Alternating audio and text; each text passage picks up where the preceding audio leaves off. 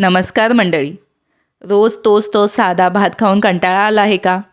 आज बनवूयात असा सुगंधी, मोकळा आणि खडे मसाल्यांचा झणझणीत असा मटार पुलाव की सगळेच विचारतील कसा केलात. आणि हो, यामध्ये मी एक छोटा सिक्रेट इन्ग्रेडियंट देखील घालणार आहे, तो म्हणजे दही. शेवटपर्यंत नक्की पहा की दही घातल्याने पुलावला काही टेस्ट वेगळी येते का किंवा टेक्स्चर वेगळं येते का. चला तर मग सुरुवात करूयात. पहिल्यांदा एक छोटा मसाला बनवून घेऊयात. त्यासाठी अर्धा चमचा जिरे, अर्धा चमचा बडीशेप आणि 1 चमचा धणे. हलका वास सुगंध येतोपर्यंत आपल्याला हे भाजून घ्यायचं.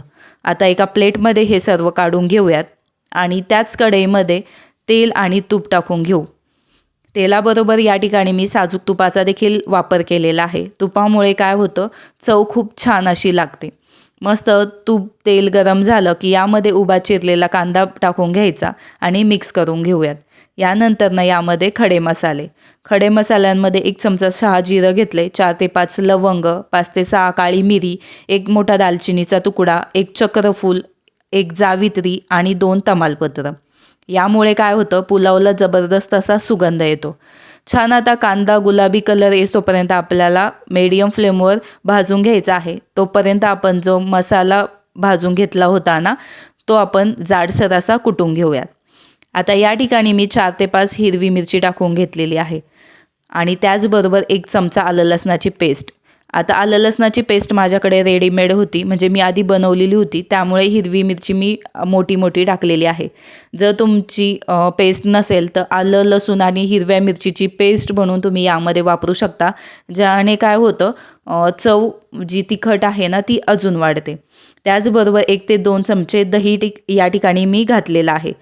अगदी लो फ्लेमवर आपण हे दही मिक्स करून घ्यायचं आहे, ज्याने काय होतं, पुलावची चव आहे ना ती बॅलन्स होते आणि थोडा रिचनेस येतो.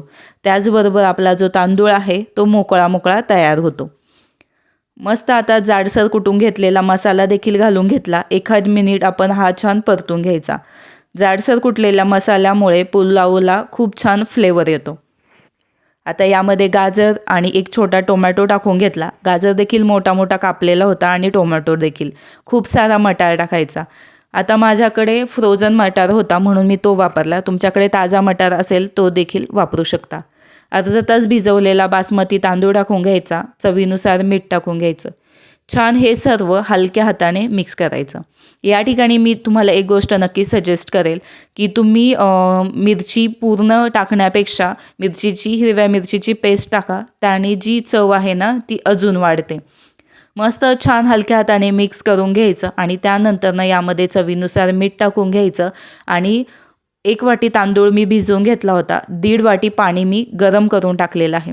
हलकं गरम पाणी मी यामध्ये ॲड केलं. झाकण ठेवून अगदी मीडियम टू लो फ्लेमवर पुढील काही वेळ मी हा राईस शिजवून घेतला. मध्ये जर तुम्हाला वाटलंच की पाणी ॲड करायचं आहे तर तुम्ही ॲड करू शकता. त्यानंतर यावर बारीक चिरलेली ताजी कोथिंबीर घालून घेऊयात आणि आपला सुगंधित मोकळा मोकळा असा हा पुलाव बनवून तयार झालेला आहे. तोच डाळ भात, नेहमीचा खिचडी भात खाऊन जर कंटाळा आला असेल तर असा पुलाव नक्की बनवून पहा. आणि हो, पुलावमध्ये अजून तुम्ही काय ॲड करता हे खाली कमेंट करून मला कळवायला विसरू नका. व्हिडिओ जर आवडला असेल तर लाईक करा, शेअर करा. चॅनलवर जर नवीन असाल तर चॅनलला सबस्क्राईब करायला विसरू नका, म्हणजे मी जेव्हा नवीन व्हिडिओ अपलोड करेल त्यावेळेस त्याचे नोटिफिकेशन तुमच्यापर्यंत मिळून जातील आणि तुम्हाला सगळ्यात पहिल्यांदा हा व्हिडिओ पाहता येईल.